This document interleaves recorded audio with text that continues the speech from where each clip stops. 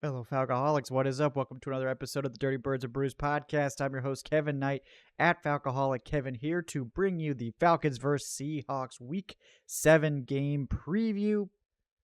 Falcons riding a 3-game win streak, which is fantastic. And it just so happened that 3-game win streak came against the entire NFC South. The NFC South gauntlet is behind this team only for a week. They have to play the Bucs again next week, so no rest in the NFC South department. It's going to be a season where we get almost all of these NFC South games out of the way pretty early.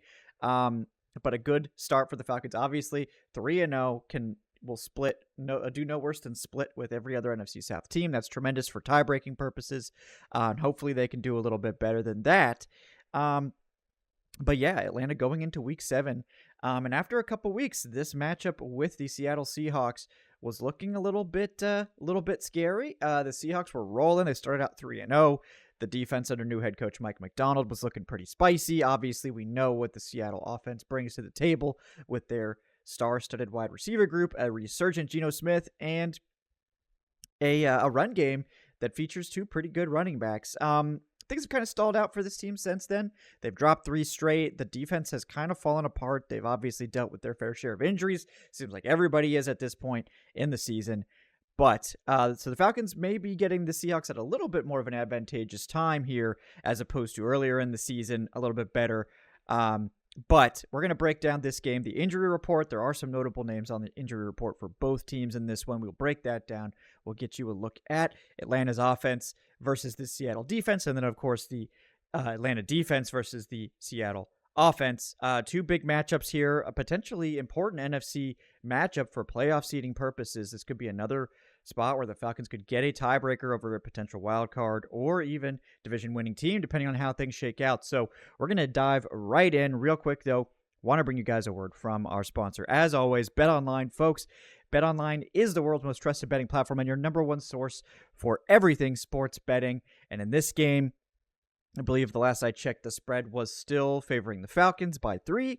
A little bit closer, I think, than maybe you would think, given what the Seahawks have done lately. But the Seahawks are still a good team. They did start hot, and this is a team that I think can be pretty dangerous. So definitely consider your bets carefully there. But no matter what you want to bet on, BetOnline's got every stat, matchup breakdowns, and even live odds and spreads to bet on during the games, with the largest catalog of odds on everything from football, MLB, playoffs, NHL, NBA, to political props, even if you're a true DGen. When the game's over, you can head on over to BetOnline's new online casino. They've got blackjack, poker, over 150 different slots games. So what are you waiting for, folks? Head to that website today, betonline.ag, to get in on the action with America's most trusted site for online wagering. BetOnline, the game starts here. And when you do sign up, make sure to put in our promo code. It's BELIEVE, BLEAV, to get access to the latest promotions. Thank you guys over at BetOnline for sponsoring the show once again. All right, so first of all, we only have Wednesday thus far, recording this on Thursday, and I haven't seen Thursday's report drop yet, so we're just going to have to go off Wednesday. So particularly on the Falcons side of things, I would probably, not worry too much about some of these guys yet, but we will get to that right now. So for the Falcons, Bijan Robinson, Matthew Judon were both resting on Wednesday. The Falcons have done this. Antonio Hamilton Sr. was a limited participant with a back injury, and then Nate Landman, who did play his first game off IR, he was still limited with a calf and quad injury. And DNP, still Troy Anderson, no practice. That is definitely the one to watch at this point, I would say. Justin Simmons did not participate with a hamstring injury. He did leave the game on Sunday, but it was supposed to be precautionary. And I suspect that we could see that this is more of a rest day for him. They're just sort of not trying to push anything. He's a veteran, doesn't really need the practice reps so much. But we did see Lorenzo Carter initially. His absence was called an illness, but it was later turned into a concussion. So I would say Lorenzo Carter's status for Sunday is very much up in the air at this point, unless he can get a practice in over the next couple days. So that's probably the one to monitor, along with Troy Anderson, as the guys most likely to miss this game. Seattle's injury report, quite a bit longer. Safety Julian Love was full with a hamstring quad injury. It seems like he's just kind of nursing a couple things. In terms of limited, starting center Connor Williams was limited with a chest injury. Linebacker Boye Mafe was limited with a knee. Defensive tackle Byron Murphy II was limited with a hamstring, and then defensive end Leonard Williams limited with a knee. In terms of DNPs, tackle Stone Forsyth did not participate with a hand injury, and then cornerback Trey Brown did not participate with an ankle injury. Anthony Bradford, reserve offensive lineman, he was out with a toe. Starting corner Tariq Woolen was out with an ankle, and then reserve wide receiver Laviska Shenault Jr.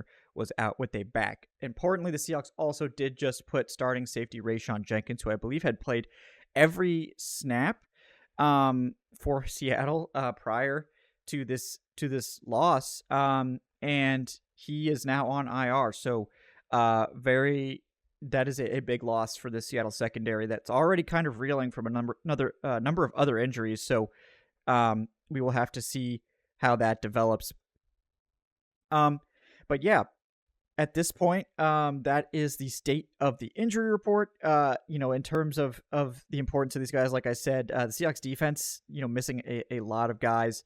The Seattle offense also, on the offensive line, looking pretty thin because Anthony Bradford, like I said, I think he may have started out as a reserve offensive lineman, but he is now in the starting lineup for Seattle, and so is Stone Forsyth at tackle, and both those guys did not participate to start this week, so that the Seahawks who have a very problematic offensive line, that's definitely going to be something we touch on today.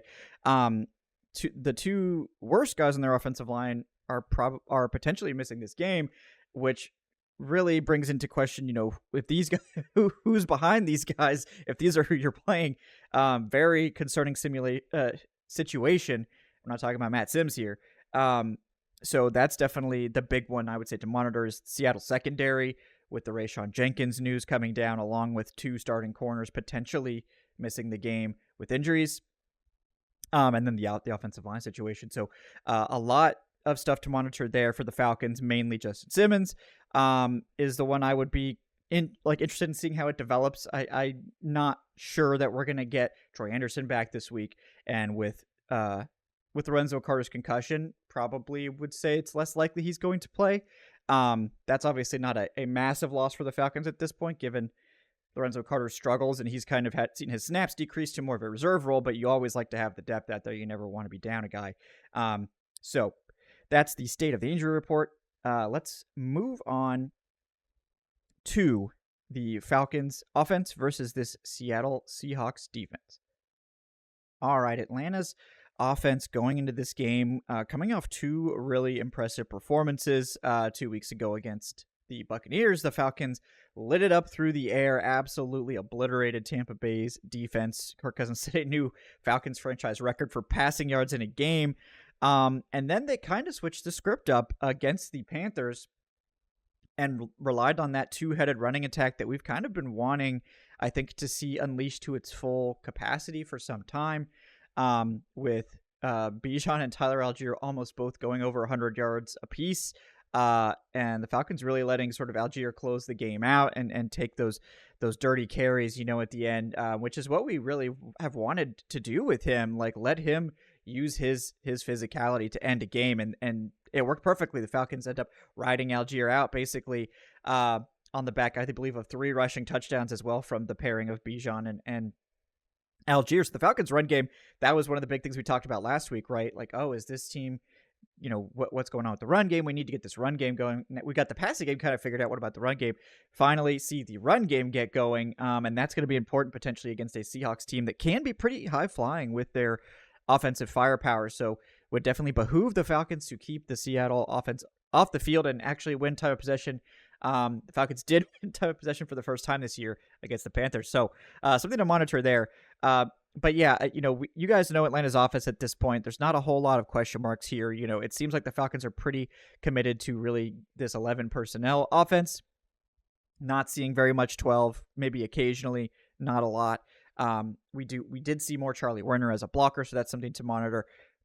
But Pitts has been blocking okay as well. Like, I do want to say we kind of panned him early in the season. He did have a good game early, kind of struggled in the middle there. I think he's come around and he's sort of a average blocker, which, maybe a little bit less than that even, but I don't think he's the glaring weakness that he was at times in the past. And that's a positive development for him. And we don't necessarily need him to be this great blocker, but if he can do it functionally, that's tremendous. And then they have Charlie Warner, who had some tremendous blocks. Speaking of tremendous, in the last game. So, we'll see how they decide to deploy those tight ends, but probably going to see the Falcons playing 11 against the Seattle secondary, which is by far the biggest issue on this defense. They've got Devon Witherspoon, who's very good. Love Devon Witherspoon. He's basically playing the slot for them for the most part. He's a great run defender. He's a good coverage player. Don't have any thing bad to say about Devon Witherspoon, other than that he can't do it all by himself. And Tariq Woolen may miss this game. The other outside corner, Trey Brown, he also did not participate. We'll see how that develops. And then, like I said, it seems like Rayshawn Jenkins may have some injury concerns in terms of being, I believe he was placed on IR, or they're considering placing him on IR. But this Seattle secondary is the weak spot. This is where you're going to target if you're the Falcons. And I think, this is probably going to be, the place that you want to go after. With all these injuries, with all this stuff, the Seattle Seahawks are kind of reeling. And, it's a difficult spot. The Seahawks, early in the year, I think they were playing well, especially, with the new coach, Mike Macdonald. Everyone's pretty hyped about this defense. Injuries have taken their toll. And I think teams have kind of, maybe the new stuff that McDonald was doing, teams have kind of seen some film on it now. They're going after some of the weaknesses of this scheme, and they just don't have the personnel to overcome it. So, I think the Falcons are going to go pretty hard after this secondary. They're obviously, I think, going to try to be more balanced, but I don't think that this is a game where you're worried about too much about trying to pound the rock. The Seattle passing defense, statistically over the course of the season, actually 10th in passing yardage, 14th in net yards per attempt, but they have allowed the 20th most passing touchdowns, or whatever the reverse that is. I think they're 12th. They do allow a lot of passing touchdowns, but keep in mind those passing stats were definitely influenced by the first 3 weeks, where the Seahawks played the Denver Broncos, Bo Nix in his first start, where he was awful. They also played the New England Patriots, where they beat them in overtime, but, Jacoby Brissett only threw for 125 yards. And then the Miami Dolphins, I believe, sans Tua Tagovailoa, where they also only allowed 140 passing yards. Over the last 3 weeks, the Seattle pass defense hasn't been awful, but 278 against the Lions. Actually a respectable number, I would say, against that attack, but the Lions did kind of blow them out, so they went a little bit, more towards the run. And then the New York Giants, not known for being a high-flying passing game, although things have been kind of improving there, 245, and then last week against the 49ers, 255. Whereas against the run, Seattle is actually statistically a lot worse. So again, perhaps a balanced day could be in the cards for Atlanta here. Seattle, 28th in yards per carry allowed. They're allowing 5 yards per carry right now on defense, which is not great. They've allowed 6 rushing touchdowns, and they're 27th in total yardage allowed in the run game. So, this could be, looking at the injuries, I was kind of leaning more towards maybe we let it fly, but this could really be a good opportunity for that balanced sort of game plan that this team has not executed super well thus far. It's kind of been heavy one or the other. But I think ultimately this could be the week for that, where we're really trying to use the play action, trying to, get Seattle to focus on stopping the run, perhaps early, and then hit them with the big stuff over the top. But ultimately, it may be one of those things where it could be pick your poison against this defense with all these injuries too. I do like Mike Macdonald. I think he's got this team going in a good direction, but it's tough to overcome all these injuries. It looks like, they could be down to starting corners. They could be down a starting safety. Julian Love, I think, is the bright spot, obviously, outside of Devon Witherspoon. I think he's played well. as the other safety. He's still there, but again, the other the other three, members of that secondary that are going to be out there could be very problematic for the Seahawks team. I do like the Seahawks D-line, especially if they're able to get Byron Jones back, so that definitely could be something to monitor. They've got Leonard Williams there. They've got potentially Boye Mafe coming back, and then Derek Hall and Byron Murphy perhaps coming back. And I think the linebackers there have been playing pretty well too. So, to me, it looks like this could be an opportunity to throw the ball, but, because of how strong the front looks here, but they haven't been that great against the run. So we'll see how the Falcons choose to attack this, but I think the passing game of Atlanta with some good running mixed in, this is a defense that the Falcons should be able to move the ball against, and they might need to, because the Seattle Seahawks offense is definitely the engine of this team, and we're going to get into how the Falcons could potentially slow them down here in just a moment. All right, the Falcons defense matching up against this Seattle offense. Again, like we said at the top of the show, this offense should be better, right? I think that this could be potentially one of the NFL's best offenses, given that Geno Smith, I think, is playing quite well. I've always been a Geno Smith fan, especially since he's gotten to Seattle. He's a little reckless abandon, right? But I think it's fun to watch, and I think he's got the weapons to be able to make that style of play work, especially a guy like DK Metcalf. And Seattle overall has not been a bad offense. They're 7th in yardage, 13th in points, and they're number 1 in passing yardage. So this is a high-flying passing attack. The only thing that really holds them back, and that's given them some issues over the past few weeks, it's just that this offensive line is problematic. They've had some rough outings, and it's kind of kept them off schedule, despite, I think, good performances overall. This team has issues pass protecting and run blocking. And they do have Charles Cross, the first round pick from a couple years ago. He's been playing really well. He's healthy, but I think they have a decent left guard in Laken Tomlinson. I think Connor Williams, when he's healthy, can be a good player for you. But at right guard and right tackle, they have huge issues. Anthony Bradford has been playing, I guess, at right guard for them. And Stone Forsythe has been their right tackle. I believe he has given up by far the most pressures in the NFL, including, I believe 35 pressures allowed so far, which is, maybe more than I think the Falcons have as a team. I don't know. Don't quote me on that, but that sounds like a lot. So obviously the way to attack the Seahawks team is to get pressure on the quarterback. And if you can really disrupt things here. The problem is that the Falcons don't rush the passer. They haven't done it well. They're last in the NFL in sacks again. So, something's got to give, right? This is the worst pass protecting team in the NFL. The Falcons are the worst pass rush. Who wins that battle? That is going to be critical for this game, I think, because Geno Smith absolutely can throw this ball all over the yard. They have the receiving talent in DK Metcalf, second-year receiver Jackson Smith-Njigba, and Tyler Lockett out there to beat teams just by being better. And I do think, the Falcons' outside corners, they've played well. I think A.J. Terrell, started to get some swagger after that pick. Hopefully that he can build on that over the course of the season. Again, a new defense to switch back to the zone, like zone heavy coverage. It's taken him a little bit more time to adjust. Same with D. Alford, who I think did play better last week. But Mike Hughes, I think, has been a good outside corner for you. Also been arguably your best tackler. So I think he's fine. Clark Phillips, we've gotten good things from him. They've been clearly trying to mix him into the rotation. I think they know he's probably the future at corner too, so they want to make sure he's getting some live reps. Last week, obviously the game clinching interception could have been pick six, but went with the team friendly move and went down at the one. But I think the Falcons secondary is going to be challenged in this one big time.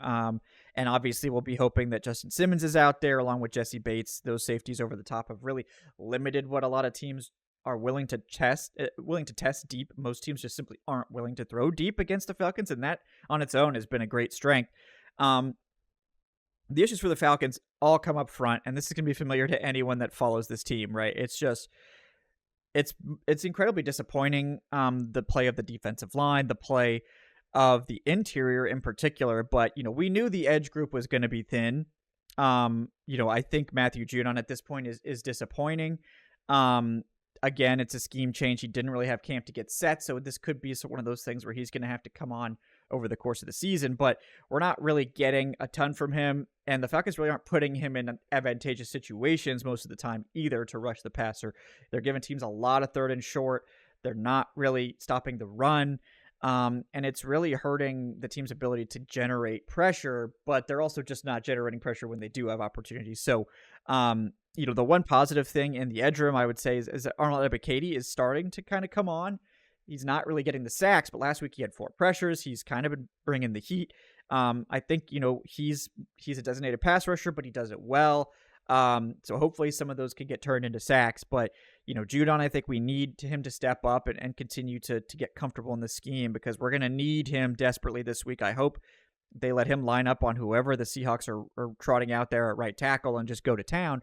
The big thing still is that the interior, I think, has been really disappointing. I think Grady Jarrett last week he actually had a good game, I would say. He was really getting into the backfield, doing his thing as that penetrating 3-tech that I think he's best at, or even playing a little shade nose in those 4-3 looks. But they need that. They need that version of Jarrett, but they're not really stopping the run well. I think rookie Ruka Rororo has been pretty good as a run defender. Last week ended up only playing 4 run defense snaps. I'm sure that wasn't intentional, but he kind of got thrown out there against the pass, and he's not as polished there.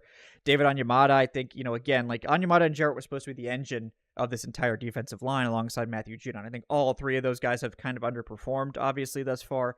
Onyemata was heating up a little bit. We'll see if he can get back on track today, but in this game. But basically, they've got to find a rotation that works. They've got to change some things up front to get the run settled.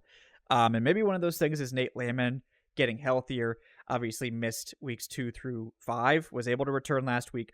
Didn't look quite as we would expect from Nate Landman. PFF loved his game. But I think at this point, he's still got a ways. He's still coming back, and we know he has limitations in coverage. It looks like Trey Anderson's not going to be out there, so this could be a dangerous week with the Seahawks and their running game, which has been surprisingly low volume. The Seahawks have run the ball at the lowest rate in the NFL. They're 29th in yardage, but they are efficient when they do run the ball. They're 13th in yards per carry with 4.6. So this is a good run game. It's just not something the Seahawks have really leaned on. With all these offensive line injuries, I wonder if they try to do that more, especially given how poor the Falcons have been against the run. So that's definitely something to monitor in this one. But, Caden Ellis not having the best season out there. Troy Anderson was a revelation and then gets hurt on special teams. He can't play special teams anymore. That cost this team a great player for many games now. We'll see if he's able to come back, but I think they hopefully will learn their lesson from that. But this is a tough matchup, no doubt about it. The Falcons are going to have to figure out a way to slow down this run game, slow down any run game really, and limit the damage that the Seahawks can do in the passing game. And the best way to do that is to put pressure on Geno Smith, and they really haven't been able to do that to anyone so far this year. So it could be a dicey situation. This could be another shootout for this team, which they have been winning over the last couple of weeks, especially against the Bucs. They were able to do it. They've kind of been comfortable with these games with trailing at the end of games and just coming back in. Finally, against the Panthers, obviously they don't have to do that, but this is going to be a tough game for this defense. One that could be an opportunity for them to step up, for the pass rush to really take control for the first time this year. I'm not really very hopeful of seeing that, but I would love to be pleasantly surprised in that department, because if they don't, and also they don't stop the run, so you can't be bad at both, right? Last year they were a bad pass rush, but they stopped the run well, put teams in a ton of third and longs, and they were able to get a lot of sack production off of that. This year they're bad against the run and they can't rush the passer, so you're not really going to have much success up front when you can't do either. So hopefully this can be a better outcome for this team up front. And then I think the secondary, again, I think they'll hold their own, but this is a tough group to match up with for anyone. Geno Smith is an aggressive quarterback. He's going to test this secondary in the way that the rest of the teams they played, other than maybe Baker Mayfield, right, really haven't. So they're going to have to be ready. I don't think the Seahawks are going to shy away from chucking this thing all over the yard. So, potentially tough matchup here for Atlanta defensively. Offensively, I think the Falcons do have a great chance to be able to match the Seahawks output. It really just, this could come down to who's going to make the most plays, who gets the turnovers. You obviously love that the Falcons have Jesse Bates and Justin Simmons back there to potentially equalize this game with a turnover or two. They've been very clutch at doing that and making those important stops. But yeah, I think to summarize this game, I think we're looking at a shootout here. I think this should have one of the highest point spreads of the week. I'm not very confident in the Falcons getting to Geno Smith, which is the one way to slow down Seattle's offense. And, I think Seattle will also probably try to run the ball to take the pressure off a little bit, given how poorly the Falcons have played the run. So, this could be a sketchy game. This could be a difficult one, but I think this is one that, we need to see the Falcons be able to win. They're going to have to play good offenses.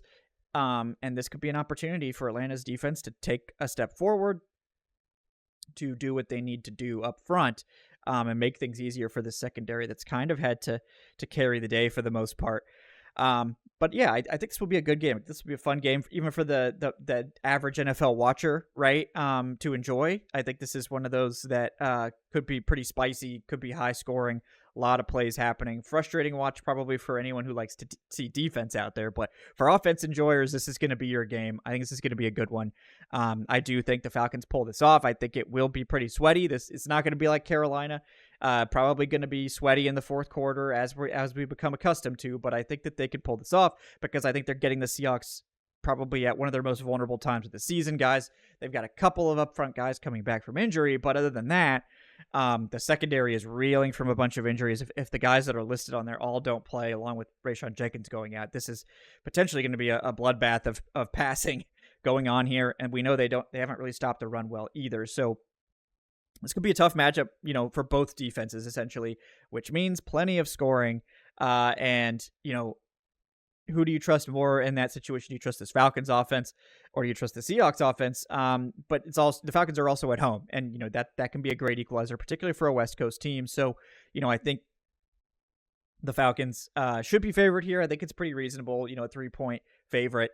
I think ultimately the Falcons probably win this like 31-27 or something like that, pretty high scoring game when it's all said and done. But I think the Falcons just edge out the Seahawks and get the big dub here, and really set themselves up in good position going into that critical rematch with the Tampa Bay Buccaneers, which if they can sweep that up, if they can get that dub in Tampa Bay, that would be huge, right? The Bucs just put 50 points on the Saints. Now the Saints are kind of falling apart, but that's another one that we're going to have a lot to talk about going into that game. But thank you guys so much for watching Dirty Birds and Brews podcast today with me, Kevin Knight at Falcoholic Kevin. Please like, subscribe if you haven't done so already. That really helps us out. Leave that 5-star review in your podcast platform of choice. If you got thoughts about this game, leave them in the comments. Love to see those always. If you want to support the show, you can check us out on Patreon, patreon.com/Falcoholic Live, or you can join up on YouTube in the channel memberships, get some early shows, get access to some Q&As, exclusive Q&A stuff, and all those fun things. We really appreciate all of our patrons and channel members. Thank you guys so much for that. Check out the community Discord if you're interested in hanging out, and check out thefalcoholic.com for all that tremendous written content as well. But yeah, in the meantime, guys, we will be back on Sunday for this post game following the game, and then we'll be back to our normal schedule essentially next week. I will officially be done traveling for at least a couple days, so we'll have a Tuesday Takes with Trayshawn, which I know a lot of people love the new show. I love it too. Thanks to Trayshawn for committing so much time to that. And then we'll be back on Wednesday, hopefully with an off-teased guest. But we'll see how that develops. I don't want to overpromise anything, but thanks so much for joining us, guys. We'll see you next time on Dirty Birds and Brews. Thanks again to BetOnline for sponsoring today's episode. We'll see you next time. Have a great day, folks.